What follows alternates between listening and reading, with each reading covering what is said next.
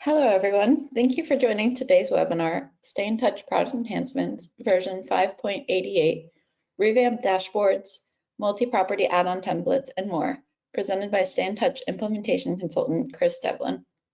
I'm your host, Erin Fisher, the content writer here at Stayntouch.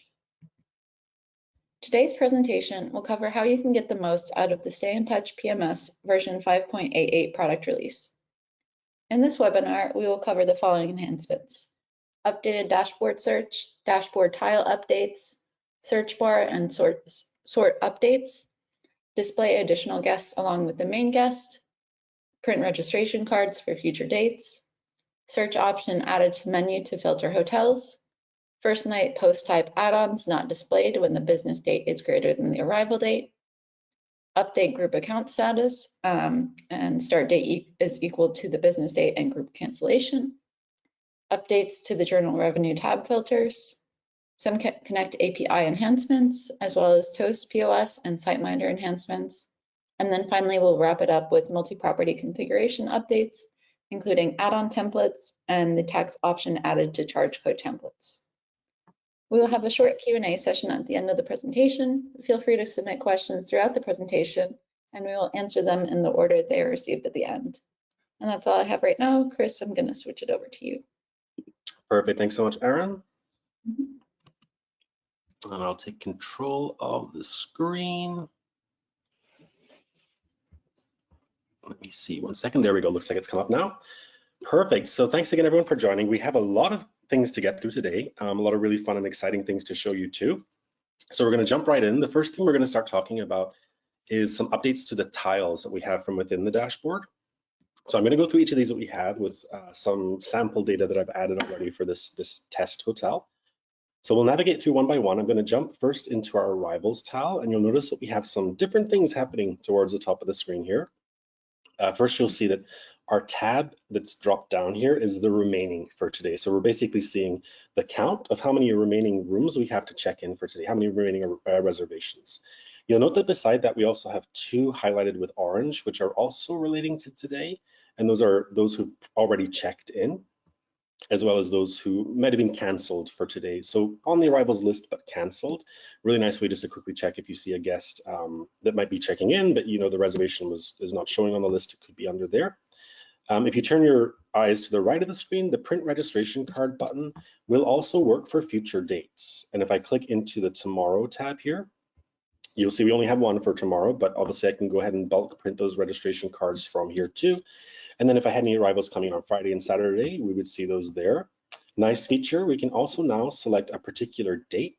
So if I jump to one particular date, we'll see the arrivals for that date, as well as doing a date range. So perhaps you're looking, in this case, maybe from December 31st to January 2nd, you'd be able to see all the arrivals over those particular dates.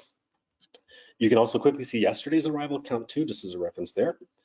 Back to the dashboard, for mobile check-in, you'll see a count for any mobile check-ins that you have for today.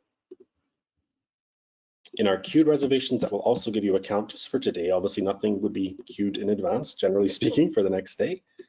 In stayovers, we have stayovers for today, but we can also predict stayovers on a given date based on the current statuses. Under our departures tile, we have remaining and departed for today. So a very quick way to toggle over to those who've already checked out for the day. We can review our departures for tomorrow and for the next 2 days after tomorrow, as well as again, selecting a specific date for departure there too. Checkout with balance will remain pretty much the same there, although we do have some options I'll cover in the search in a moment here. Late checkout. The nice thing about this is now you can actually see the late checkouts that you have scheduled for days in advance. So in this case, we do have an in-house guest who is checking out on Friday and has booked a late checkout. So we'll see that under the tab for that date. And once again, we can also look for specific dates there if that's helpful for us. And then under our VIPs, again, this is generally something that's just for the day. And we can see our daily count here for the VIPs. And that would be any arrivals in-house or due out VIPs for the day. So some really nice enhancements to those screens. In addition, however, at the top, we also have some changes to the search bar, which I'm going to cover now. The first being on the left-hand side, you'll see we have starts with and contains. Contains is basically the same logic that you'll be using now. So it'll search for the entire name, first and last, confirmation number, group, room number, and so on.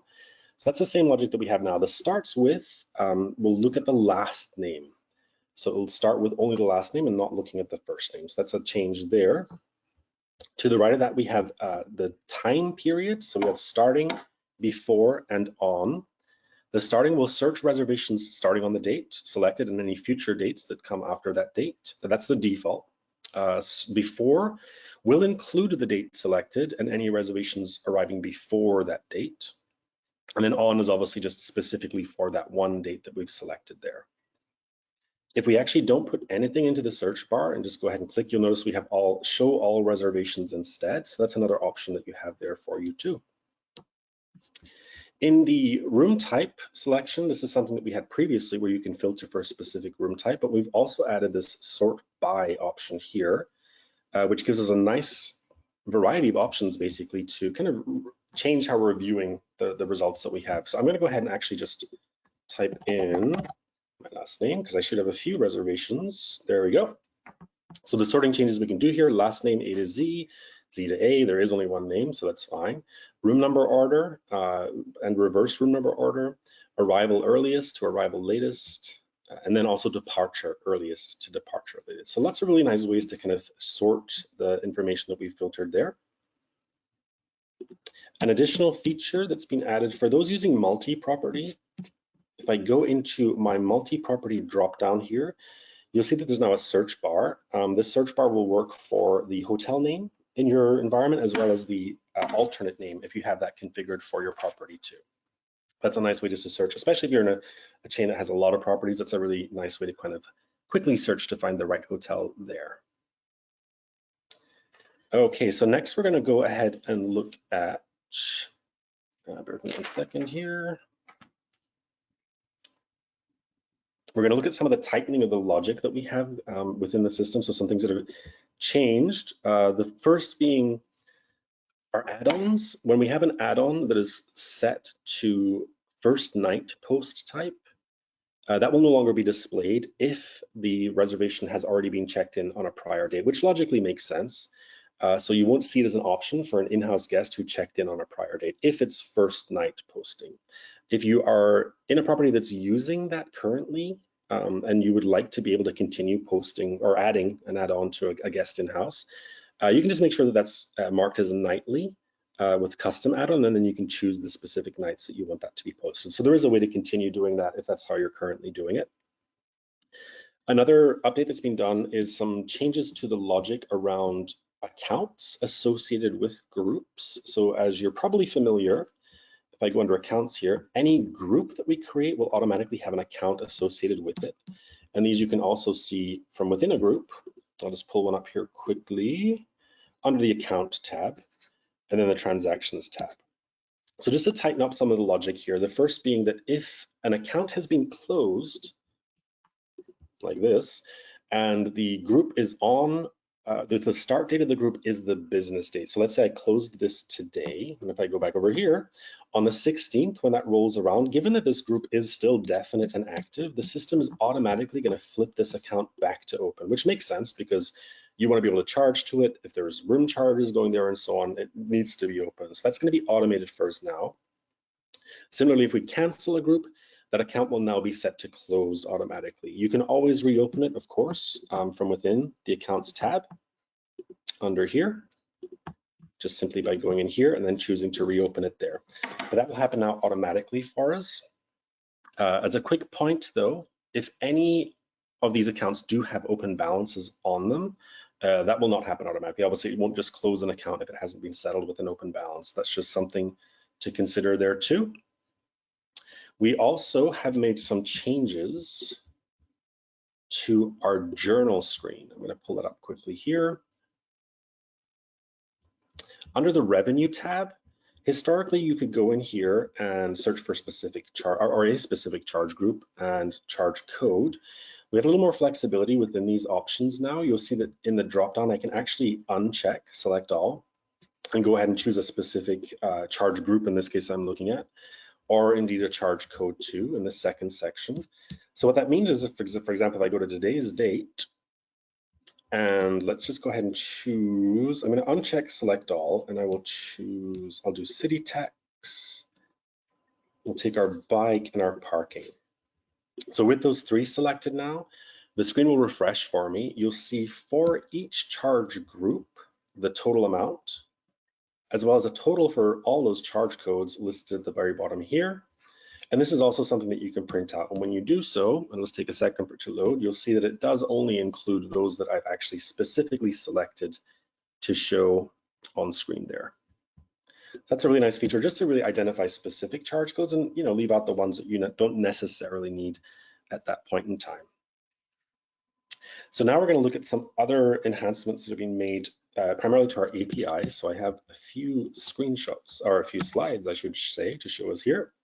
So our first is for our Connect API enhancements. We have a change to the deposit policy and cancellation that's used in the get groups and get groups ID endpoint calls. They will now return the cancellation policy and the deposit policy attributes, the ones that are set up in the custom groups, basically. So if you're using that call, that's a change to be aware of. There's also a new API endpoint, which is, as you see on screen, get hotels ID segments. And that will obviously retrieve a list of segments associated with a specific hotel. And those will be identified by unique IDs there. We also have some enhancements to our integration with Toast point of sale for those customers that are using that. The service charge support for non-residential workflows has been enhanced. Basically, you can see the logic on screen here, but if you're using the auto service charge in Toast, if it's set up as a percentage and there is a gratuity, the correct amount will be posted as auto service charge gratuity. If it's set up as a flat fee for person or table and the gratuity is true, it'll show also as auto service charge gratuity. So those are both going to show the same in Stayntouch.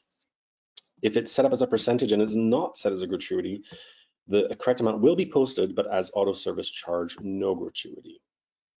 And also, again, if it's a flat fee, but gratuity false, you'll see it as gratuity here.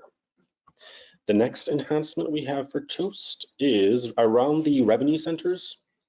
So when a revenue center GUID in Toast in a particular check is present, the Stayntouch will post that as the revenue center's name. If there is no revenue center in that information that's being sent on a particular check, instead it will just post with the restaurant's name. Those are two different fields that can be added, so it'll choose one or the other, basically. All that because the revenue center must be displayed on checks that have a tip or gratuity to allow that flow to happen. We also have some changes to our SiteMinder integration with SiteMinder CRS. The integration currently supports one pricing per room type for date ranges. And there are certain hotels who want that to be the double occupancy pricing as opposed to the single occupancy pricing, which makes sense. So you'll see on the screenshot here, we have this new toggle, which allows you to basically send your pricing for double occupancy instead of single occupancy. It is not on by default, so it won't change anything if you currently are using SiteMinder, but that is an option for you, just bearing in mind that when you enable that, those rates will start sending the double occupancy price. And if that is different from single occupancy, just something to be aware of. But again, that's not on, it'll be off by default. A couple of things with our multi-property configuration. We have added, for one moment, the add-on templates in multi-property configuration. So you'll see these under configuration rates and add-ons within multi-property, and you can also merge add-ons with existing add-ons by selecting the chain checkbox in the PMS. So we have a couple of screenshots here just to show you where that can be done if you're using chain configuration. So under configuration and add-on templates, you'll see the ability to create an add-on, and then on that third one, you'll see the checkbox we were just talking about in order to merge them there.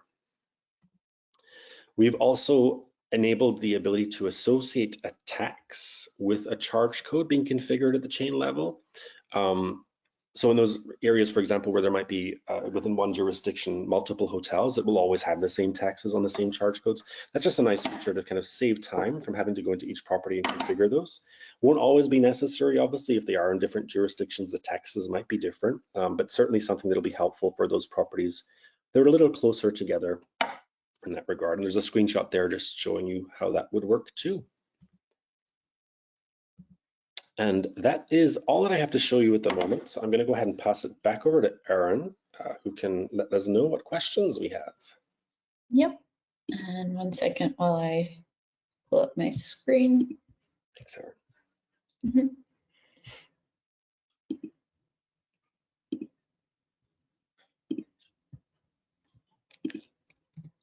All right, can everyone see my screen?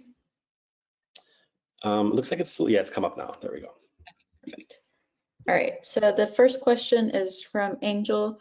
When do these features go live? I don't see them available yet. They should all be live already. That's correct. I know that the dashboard is being rolled out sequentially over the next few months. So that is something that's available to be turned on, but it is being rolled out kind of well, sequentially, hotel by hotel. We'll be on the lookout for that to come. Yeah. Yeah, all dashboard updates will be rolled out by end of January. Yeah, there we go. And not seeing any other questions, so I'll give everyone a few moments.